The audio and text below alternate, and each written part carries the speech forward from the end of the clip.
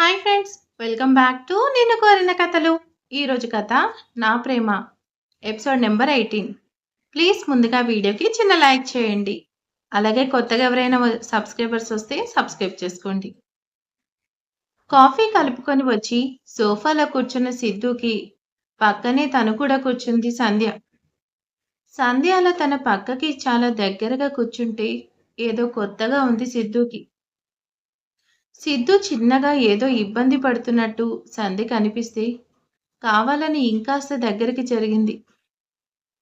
TV on చేసి channels మారుస్తూ సిద్ధు వైపు చూడకుండానే తనని గమనిస్తూ ఉంది సంధ్య. ఏంటి, ఈ సంధ్యకి ఏమైంది? పొద్దున్న నేను అలా హగ్ చేసుకునేసరికి ఉన్న ఫ్యూజ్ ఎగిరిపోయిందా ఏమైనా? నేను అలా చేయడానికి నాకు కారణం ఉంది. తనకేమైంది అని అనుకుంటూ సిద్ధు సంధ్య నుండి కాస్త దూరం జరిగాడు. అప్పుడు కూడా ఏదో ఛానల్స్ మారుస్తున్నట్టు రిమోట్ సరిగ్గా వర్క్ అవ్వడం లేదు అని అనుకుంటూ సిద్ధు జరిగిన వైపే తను కూడా జరిగింది సంధ్య. సిద్ధు ఇంకాస్త జరిగిన సంధ్య అలా దగ్గరకు వస్తుంటే సిద్ధు లేచి ఇంకో సోఫాలోకి వెళ్ళి కూర్చున్నాడు. సిద్ధు చేసిన పనికి సంధ్యకి కాస్త కోపం వచ్చింది. నా అంతటి నేను తన దగ్గరికి జరిగి కూర్చుంటే, దూరంగా వెళ్ళి కూర్చుంటే ఏమని అర్థం? నీ లిమిట్స్లో నువ్వుండు అనేగా. పెళ్ళం పక్కన కూర్చుంటే ఇంకో ప్లేస్ చూసుకునే మొగుడు నాకు తప్ప ఈ లోకంలో ఎవరికీ దొరకరు. ఏం జాతకమే సంధ్య నీది? ఇలాంటి భర్త పగవాడికి కూడా వద్దు అని అనుకుని కాఫీ కూడా తాగకుండా కప్ అక్కడే వదిలేసి తన రూంలోకి వెళ్ళింది సంధ్య, తనకే తెలియని బాధ కలుగుతుంటే. సంధ్య అలా వెళ్ళడంతో సంధ్యకి కోపం వచ్చినట్టుంది. తనని నేను అర్థం చేసుకోవడం లేదా? తన గతం నుండి మూవ్ ఆన్ అవ్వడానికి రెడీగా ఉందా? తను మాటలతో చెప్పకుండా ఇలా రిమోట్లు, కాఫీ కప్పులు అడ్డు పెట్టుకొని నాకు చెప్పాలని చూస్తుందా? పోనీ తననే అడిగితే? కానీ ఏమని అడగాలి? ఏమోలే, తన కోపం తగ్గితే తనే వస్తుంది కదా. నైట్ ఒక్కతే నిద్రపోలేదు, అప్పుడైనా రావాల్సిందే. నా అంతటా నేను ముందుగా ఓపెన్ అవ్వడం ఎందుకు అని తనలో తానే అనుకొని సంధ్య పెట్టిన ఛానల్ చూస్తూ కూర్చున్నాడు సిద్ధు. లోపలికి వెళ్ళిన సంధ్యకు ఏడుపు వచ్చేసింది. నేను తనకి దగ్గరగా ఉండాలని అనుకోవడం తప్ప, తనెవరు? నా భర్తే కదా, ఎవరో పరాయివాడు కాదు కదా. మరి అలాంటప్పుడు అది తప్పు ఎందుకవుతుంది? బహుశా సిద్ధుకి నాలా అనిపించడం లేదేమో. తను నన్ను ఇంకా తన భార్యగా యాక్సెప్ట్ చేయడానికి రెడీగా లేడేమో అని తనలో తానే అనుకుంటూ, నిజంగా సిద్ధు మనసులో ఉన్నది ఎవరో తెలుసుకోవాలి. తను నాకంటే అందంగా ఉంటుందా? పెద్దమ్మ ఎప్పుడూ అంటుంది కదా, సంధ్య నువ్వు చాలా అందంగా ఉంటావు, నువ్వే కాదు నీ మనసు కూడా అని. పెద్దమ్మ చెప్పింది అనంటే అది కరెక్ట్. మరి ఇంత అందమైన పెళ్ళాన్ని పక్కన పెట్టుకొని సిద్ధు నన్ను దూరం పెడుతున్నాడు అనంటే సిద్ధు ప్రేమించిన అమ్మాయి ఇంకెంత అందంగా ఉంటుందో అని ఒకసారి. ఎంత అందంగా ఉంటే మాత్రం సిద్ధుని ఆ అమ్మాయి లవ్ చేయలేదు కదా. అయినా అమ్మాయి లవ్ చేసినా చేయకపోయినా ఇప్పుడు సిద్ధు నా భర్త, అలానే ఉండాలి కదా. అలా ఉండకుండా ఉన్నాడంటే ఆ అమ్మాయి మర్చిపోలేనంత అందంగా ఉంటుందా? ఎలా తెలుసుకోవాలి? ఏది ఏమైనా సరే ఈరోజు సిద్ధు డైరీ చదవాల్సిందే. ఆమె ఎవరో నాకు తెలియాలి అని ఇంకొకసారి రకరకాలుగా ఆలోచిస్తుంది సంధ్య. అంతలోని సంధ్య ఉన్న రూమ్ డోర్ దగ్గర నిలబడి డోర్ నాక్ చేశాడు సిద్ధు. సిద్ధుని చూసి బెడ్ మీద నుండి లేచి తనను తాను సర్దుకొని నేల చూపులు చూస్తూ నిలబడింది సంధ్య. బయటికి రా, బ్రేక్ఫాస్ట్ చేద్దాం, నాకు ఆకలిగా ఉంది అన్నాడు సిద్ధు. అయ్యో, నేనింకా ప్రిపేర్ చేయలేదు సిద్ధు, 10 మినిట్స్ చేస్తాను అని అప్పటి వరకు సిద్ధు మీద చూపించిన కోపం మర్చిపోయి కిచెన్ వైపు అడుగులు వేసింది సంధ్య. అవసరం లేదు, నేను చేసి పెట్టాను, మనం తింటే చాలు అన్నాడు సిద్ధు. ఏంటి, ఇప్పుడే కదా నేను రూమ్లోకి వచ్చాను, అప్పుడే సిద్ధు బ్రేక్ఫాస్ట్ రెడీ చేశాడా? ఎలా అని తనలో తానే అనుకున్నట్టు బయటకు అనేసింది సంధ్య. నువ్వు రూమ్లోకి వెళ్ళింది ఇప్పుడు కాదు, 1 గంట క్రితం. గంట సేపటి నుండి రూమ్‌లోనే ఉన్నావు. టైం కూడా తెలియనంతగా దేని గురించి ఆలోచిస్తున్నావు? అన్నాడు సిద్ధు. అంటే గంట నుండి నేను సిద్ధు మీద అలిగి లోలోన ఏడుస్తూ కూర్చున్నానా? అని అనుకుంటూ, వద్దులే, ఈ మధ్య నా ఇన్నర్ వాయిస్ బయటికొస్తుంది. వచ్చినా రాకపోయినా ఈ మనిషి సిద్ధు నా మనసులో దూరినట్టు అన్నీ తెలుసుకుంటున్నాడు. ఒక్క నా ఏడుపు తప్ప. ఎలా అయినా సరే ఈరోజు సిద్ధు బయటికి వెళ్తే బావుండు అని అనుకుంటూ మౌనంగా సిద్ధు వెంట నడిచింది సంధ్య. ఏం ఆలోచిస్తున్నావు సంధ్య? అడిగాడు సిద్ధు. నువ్వెప్పుడు బయటికి వెళ్తావా అని అనేసింది సంధ్య గబుక్కున. సిద్ధు ఏం మాట్లాడకుండా అలానే సంధ్య వైపు చూశాడు. అప్పటికే వాగాల్సింది మొత్తం వాగేసి ఇంకేం మిగలకపోయినా నోటి మీద చేతులు వేసుకుని సిద్ధుని చూస్తూ నిలబడింది సంధ్య. సంధ్య అలా నోటి మీద చేతులు పెట్టుకుని సిద్ధు వైపు కాస్త భయంగా పిచ్చి చూపులు చూస్తూ నిలబడితే అలా నిలబడ్డ సంధ్యని చూడగానే గట్టిగా నవ్వేశాడు సిద్ధు. ఏంటి, నేనన్నదానికి ఈయనకి కోపం రావాలి కానీ నవ్వొస్తుంది? ఈయన అస్సలు నాకు అర్థం కాడు అని అనుకుంటూ నవ్వుతున్న సిద్ధుని చూస్తూ నిలబడింది సంధ్య. నువ్వు నవ్వుతుంటే చాలా బాగుంది సిద్ధు అనుకుంది సంధ్య తన మనసులో. నేనే కాదు, ఏ మనిషి అయినా నవ్వుతున్నప్పుడు చాలా బాగుంటారు అన్నాడు సిద్ధు డైనింగ్ టేబుల్ దగ్గరికి వెళ్తూ. సిద్ధు మాటకి సంధ్య కొంత ఆరిపోయింది. ఈ మధ్య నాకేమైందో నాకే తెలియడం లేదు. నా మనసులో అనుకున్న మాటలు ఈయనకి ఎలా తెలుస్తున్నాయి? నాలో దూరి అన్నీ వింటున్నాడా? వద్దు వద్దు, ఈ మాట కూడా తెలిసిపోతుంది. ఇది అని కాదు, అసలు నా మనసులో నేనేం అనుకోకూడదు, అస్సలు అనుకోకూడదు అని సిద్ధు వైపు చూసింది సంధ్య. 2 ప్లేట్స్‌లో ఇడ్లీ పెట్టేసి సంధ్య వైపు చూశాడు సిద్ధు. ఇంక అక్కడే ఉన్నావే రాకుండా అన్నట్టు. సిద్ధు చూడగానే 2 అడుగుల్లో సిద్ధుని చేరి సిద్ధు పక్క చైర్‌లో కూర్చుంది సంధ్య. స్కూల్లో అల్లరి పిల్లాడు టీచర్‌ని చూసి చడీ చప్పుడు కాకుండా కూర్చున్నట్టు అలా ఫాస్ట్‌గా వచ్చి కూర్చున్న సంధ్యతో thank you for your compliment అన్నాడు సిద్ధు. నాకు థ్యాంక్స్ చెప్పావా? ఎందుకు? అడిగింది సంధ్య. అదే, ఇందాక అన్నావు కదా, నువ్వు నవ్వితే చాలా బావుంది సిద్ధు అని, అందుకు అన్నాడు సిద్ధు చట్నీ వేస్తూ. అంటే నేను నా మనసులో అనుకోకుండా బయటికే అనేసానా? ఇక మీదట చాలా చాలా కేర్‌ఫుల్‌గా ఉండాలి అని అనుకుంటూ తన ప్లేట్‌లోని ఇడ్లీ వైపు చూసి, ఇప్పుడు నేను ఇది తినాలా? ఏదో పేషెంట్‌కి పెట్టినట్టు పెట్టాడు. తినకపోతే ఏమంటాడో, కానీ ఇడ్లీ అంటే నాకు అస్సలు ఇష్టం ఉండదు. కానీ ఇప్పుడు నేనేం చేయలేను. కళ్ళు మూసుకొని గబగబా మింగేయాలి తప్పదు అని ఇడ్లీ ముక్క తుంచి నోట్లో పెట్టుకోబోయింది సంధ్య. ఒక్క నిమిషం సంధ్య, నీకు ఇడ్లీ నచ్చదు కదా? అయినా పెట్టగానే తింటున్నావు. ఇదిగో ఈ దోస కూడా వేసుకో. కానీ ఈ రోజు నుండి ఇడ్లీ కూడా తినడానికి ట్రై చెయ్యి. ఇది హెల్దీ అని సంధ్యకు దోస పెట్టి తను తినడం స్టార్ట్ చేశాడు సిద్ధు. సిద్ధుకి నా ఇష్టాయిష్టాలు కూడా తెలుసా అని అనుకోబోయి, ఇది నేను బయటకంటున్నానా లేక మనసులో అనుకుంటున్నానా? టెస్ట్ చేసుకుందాం అని సిద్ధు వైపు చూసి, ఇప్పుడు నేనేం మాట్లాడాను సిద్ధు? అడిగింది సంధ్య. ఇప్పుడా? ఇప్పుడేం మాట్లాడలేదే. ఇంతకుముందు నా నవ్వు గురించి తప్ప అన్నాడు సిద్ధు. ఓహో, అయితే నేను ఇంతకుముందు నా మనసులోనే అనుకున్నానని.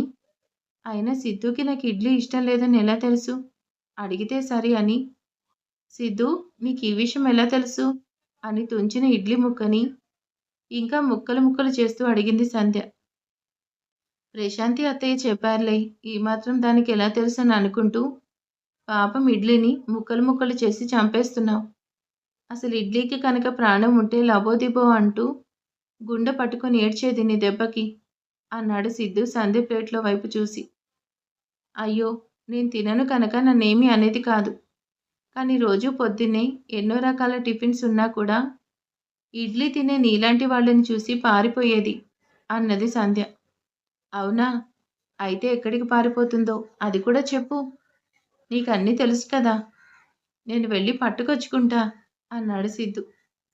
ఈ టాపిక్ ఇంతటితో కట్ చేయాలి, లేకుంటే ఇడ్లీ నాకు కల్లోకి కూడా వస్తుంది అని అనుకొని, ఈరోజు నీ ప్రోగ్రాం ఏంటి సిద్ధు? అడిగింది సంధ్య. సిద్ధు బయటికి వెళ్తే అతని డైరీ చదవాలని. నువ్వేం చెప్తే అది చేయడమే అన్నాడు సిద్ధు తింటూ. ఒక పెద్ద కంపెనీ ఎండీవి. నీకు నేను చెప్పాలా? నేను చెప్పిన పని చేస్తావా? 2022 జోకా? నాకు నవ్వు రాలేదు అన్నది సంధ్య.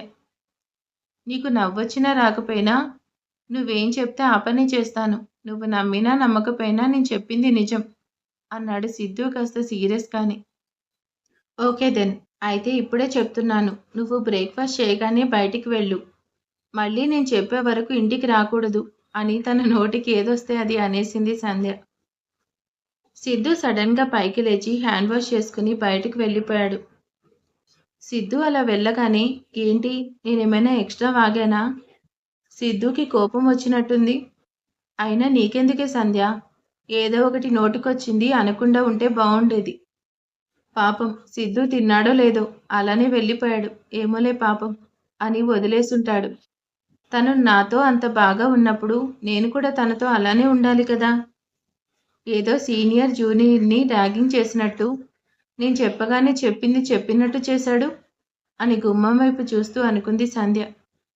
ఇక తను కూడా అలా ఉండలేక బయట వరకు వెళ్ళి చూసింది. సిద్ధు ఎక్కడా కనపడలేదు. ఎందుకో చాలా బాధ కలిగింది సంధ్యకు. సిద్ధు కనపడకుండా ఉంటే పోనీ ఫోన్ చేస్తే వస్తాడు కదా అనే ఆలోచన రాగానే పరిగెత్తినట్టు ఫోన్ దగ్గరకొచ్చింది. సిద్ధికి కాల్ చేసింది. సిద్ధి మొబైల్ అక్కడే డైనింగ్ టేబుల్ మీదనే ఉంది. ఉసూరుమంది సంధ్య ప్రాణం. ఇప్పుడు తను ఎక్కడికి వెళ్ళాడో తెలీదు. తిరిగి రమ్మని చెప్పడానికి ఒక కాల్ చేద్దామని అనుకున్నా సరే. సిద్ధు ఫోన్ కూడా అక్కడే వదిలేసి వెళ్ళాడు అని హాల్లోనే అటు ఇటు తిరుగుతూ గుమ్మం వైపు చూస్తూ ఉంది సంధ్య సిద్ధు కోసం. పావుగంట, అరగంట దాటి 2 గంటలు గడిచిపోయాయి. కానీ సిద్ధు రాలేదు. నేను ఒక్క మాట చెప్తే సిద్ధు ఎంత పని చేశాడో. ఇక మీదట నేను సిద్ధుతో అసలు జోక్ చేయకూడదు. తను అన్న మాట ప్రకారం ఉంటాడేమో. లేకపోతే నేనేదో సరదాగా అంటే వెళ్ళిపోవాలా? కనీసం ఒక్క మాట కూడా నాకు చెప్పకుండా ఇంత పెద్ద ఊర్లో తన కోసం నేను ఎక్కడ వెతకాలి? అని అనుకుంది సంధ్య తన మనసులో. అంతలోనే సిద్ధు మొబైల్ రింగ్ అవుతుంటే నా బాధలో నేనుంటే ఈ ఫోన్ ఒకటి రింగ్ టోన్‌తో చంపేస్తుంది అని అనుకుంటూ మొదటిసారి సిద్ధు మొబైల్ తీసుకుని కాల్ అటెంప్ట్ చేసింది సంధ్య. హలో ఎవరు అని. నేను అని అవతల నుండి వచ్చిన వాయిస్ వినగానే నేనేదో అంటే అలా వెళ్ళిపోవాలా? ఒక్కసారి కూడా వెనక్కి తిరిగి చూడాలని అనిపించలేదా? పోనీ సరదాగా అన్నానేమో అని వెనక్కి రావచ్చు కదా! వెళ్ళి ఎంతసేపయింది? ఇంట్లో నేనొక్కదాన్నున్నానని గుర్తుందా? నువ్వెక్కడికి వెళ్ళావని నేననుకోవాలి? పోనీ నీ ఫోనైనా తీసుకుపోయావా నీతో? నేనిలా టెన్షన్ పడాలనే కదా ఇంట్లో వదిలేసిపోయావు? అని స్పీడ్ బ్రేకర్స్ లేని దారిలో దూసుకుపోతున్నా సైలెన్సర్ తీసేసిన బండిలా తన వర్షంలో సిద్ధు చెవికి చిల్లు పెట్టేసింది సంధ్య. ఒక్క నిమిషం నేను చెప్పేది విను సంధ్య. నాకు కాస్త వర్క్ పడింది. అనుకోకుండా రావడానికి లేట్ అవుతుంది. ఏదైనా అవసరమైతే ఒక్క మెసేజ్ చేయి వచ్చేస్తాను.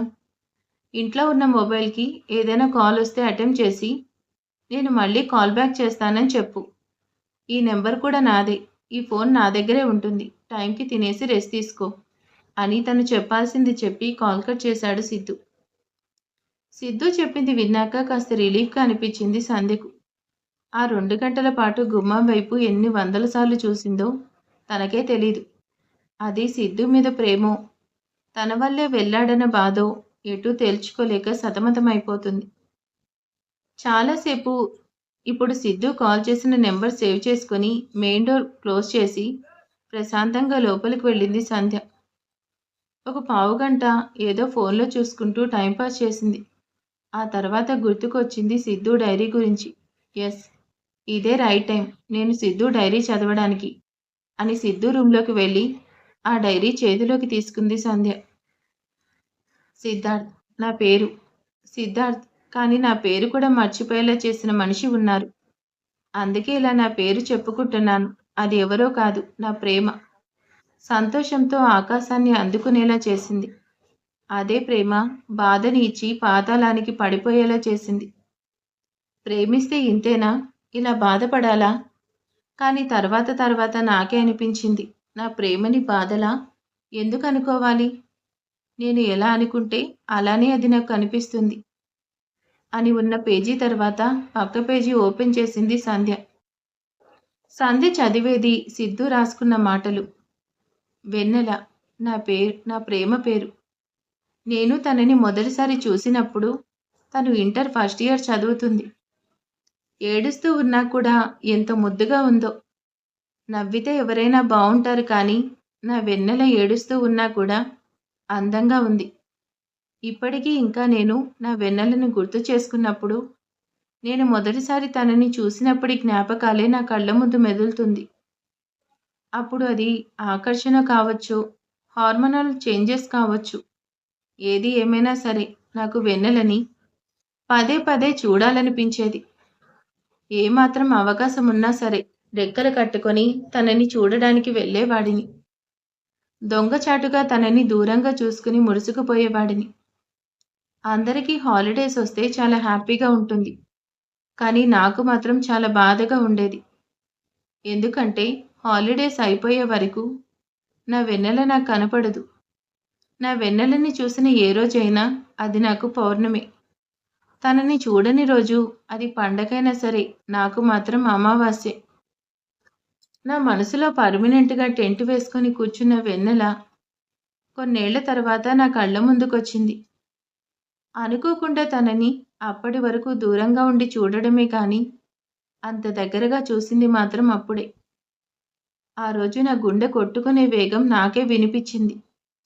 తన క్లాస్‌కి ఎటువైపు వెళ్ళాలో అని దిక్కులు చూసుకుంటూ నన్ను దాటి వెళ్ళింది. అసలు వెన్నెలని అక్కడ ఊహించలేని నేను, తను నా కళ్ళ ముందే వెళ్తుంటే చలనం లేని బొమ్మలా నిలబడిపోయాను చాలాసేపటి వరకు. నా మెదడు తన ఉనికిని మర్చిపోయింది ఆ క్షణం. కానీ నా మనసు నాకు గుర్తు చేసింది. అలా బొమ్మలా నిలబడకపోతే తనకి ఎదురు వెళ్ళి, నిన్ను నువ్వు పరిచయం చేసుకో అని. నా మనసు చెప్పిన దానికి అనుగుణంగా నా వెన్నెల వెంట అడుగులు వేశాను. తన ముందుకు వెళ్ళాను. కానీ తను మాత్రం నన్ను చూడకుండానే పక్కకు తప్పుకొని తన దారిన తాను వెళ్ళిపోయింది. ఎంత అన్యాయం కదా! తన కోసం అక్కడే ఒక గుండె లబ్‌డబ్ అని మామూలుగా కంటే డబల్ వేగంగా కొట్టుకుంటే అసలేం పట్టనట్టు జాలి దయ లేకుండా వెళ్ళిపోయింది. తను వెళ్ళిపోతుంటే నా కళ్ళకి తెలుస్తుంది. కానీ నా గొంతు దాటి మాట రావడం లేదు. ఇలా ఒక రోజు కాదు, 2 రోజులు కాదు. ఏకంగా ఒక సంవత్సరం తనని చూసుకుంటూ బ్రతికే అదృష్టం కలిగింది నాకు. కానీ ఆ సంవత్సరం అంతా తనని చూడడమే గానీ, ఒక్కసారి కూడా తనతో మాట్లాడలేదు. తను వచ్చే దారిలో, వెళ్ళే దారిలో అంతెందుకు, తనెక్కడికెళ్తే అక్కడికి ఆటోమేటిక్‌గా నా పాదాలు కూడా వెళ్ళేవి. అప్పుడు నేను గమనించిందేంటంటే, అక్కడ నాలాంటి వాళ్ళు చాలామందే ఉన్నారు. నా వెన్నెల చూపులు ఒక్కసారైనా తమ మీద పడకుండా ఉంటాయా అన్న ఆశతో. అబ్బో! నాకు కాంపిటీషన్ చాలా గట్టిగానే ఉంది. ఏం చేస్తాం మరి? నా వెన్నెల అంత అందంగా ఉంటుంది మరి. తనే కాదు, తన మనసు కూడా అంత అందంగా ఉంటుంది. బహుశా అందుకనేమో నా వెన్నెలకి అంత ఫాలోయింగ్. కానీ తను నన్ను కాదు, వేరే ఎవరి వంకో చూసేది కాదు. అదే నా ధైర్యం. ఎప్పటికైనా నా మనసులో మాట తనకి చెప్పొచ్చు అని.